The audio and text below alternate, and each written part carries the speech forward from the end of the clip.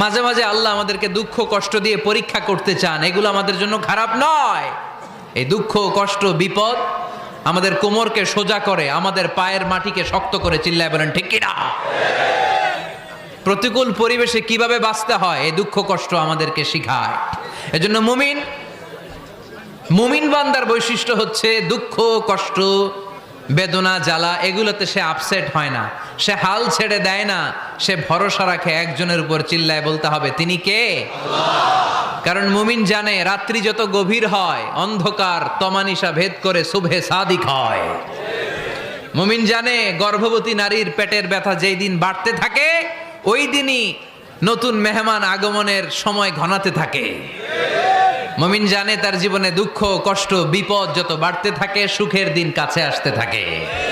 এজন্য মুমিনের হারাবার কিছু নেই। ফা ইন্নামা আল উসরি ইউসরা, ইন্নামা আল উসরি ইউসরা। নবী হে, কষ্টের পরেই আছে আনন্দ, দুঃখের পরেই আছে সুখ। আপনি সমস্যায় পড়েছেন, ওই সমস্যার সমাধানও আছে না নাই? এই পৃথিবীতে এমন কোন সমস্যা আছে যেটা সমাধান নাই? কথা বলেন। সমস্যা তৈরি করেছে কে? আবার সমাধানও দিয়েছে কে? Allah doesn't create a lock without its key. Allah কখনো চাবি না বানাইয়া ওইটার তালা বানায় নাই। কথা কন। তালাও যেহেতু আছে ওই তালার চাবিও বানিয়েছে কে? মা আনজালাল্লাহু দাআন ইল্লা আনজালাল্লাহু লাহু শিফা। আল্লাহ দুনিয়ায় এমন কোন রোগ পাঠায় নাই যেই রোগের ঔষধ বানায় নাই, এমন কোন রোগ নাজিল করে নাই যেই রোগের কোনো চিকিৎসা বানায় নাই, হয়তো সেটা আবিষ্কার হয় নাই। অনেকে ক্যান্সারের কথা বলতে পারেন যে হুজুর ক্যান্সার এমন রোগ, এই ক্যান্সার তার নাই কোনো অ্যান্সার, কিন্তু বিজ্ঞানীরা বলতেছে এটারও অ্যান্সার আবিষ্কৃত হচ্ছে। সুবহানাল্লাহ কইবেন না? কিছু কিছু ক্ষেত্রে হয়েও গিয়েছে। এজন্য দুঃখের পরেই আছে সুখ, কষ্টের পরেই আছে আনন্দ। এই দুনিয়াটাই এরকম, কষ্টের পরই আনন্দ। দেখবেন তারাবির নামাজ 20 রাকাত পড়তে কষ্ট লাগে না? কোমরে ব্যথা, হাঁটুতে ব্যথা, কিন্তু 20টা রাকাত যখন শেষ করে মসজিদ থেকে বের হই একটা আনন্দ আছে না নাই? কষ্ট করে পরীক্ষার জন্য প্রিপারেশন নিলেন আপনি কয়েক মাস, কিন্তু ফলাফল যখন ভালো হয় তখন একটা আনন্দ আছে না নাই?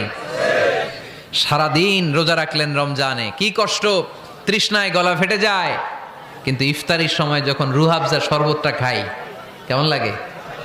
একটা আনন্দ আছে না নাই? এজন্য আল্লাহ বললেন فَإِنَّ مَعَ الْعُسْرِ يُسْرًا إِنَّ مَعَ الْعُسْرِ يُسْرًا। ও নবী, কষ্টের দিন মক্কায় অল্প কিছু দিন, মদিনাতে আনন্দের দিন অপেক্ষা করছে। আমাদের জীবনে যদি দুঃখ কষ্ট আসে আমরা ধৈর্য ধরবো, তাওয়াক্কুল করবো একজনের উপর, তিনি কে? কারণ আমরা বিশ্বাস করি কষ্টের দিন এটা চিরকালের জন্য নয়, সামনে আনন্দের দিন আমাদের জন্য সেট করে রেখেছে কে? তাহলে আমরা সূরা